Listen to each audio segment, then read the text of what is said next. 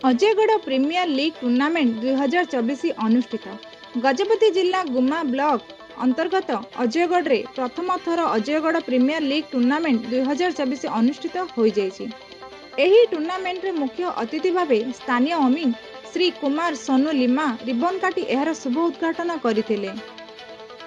एही टूर्नामेंट रे ग्रामर प्राय 4टी दल यथा Ajaygarh star, Ajaygarh super king, Ajaygarh sixer एवं अजयगढ़ फाइटर प्रमुख क्रिकेट दल अंश ग्रहण करथिले।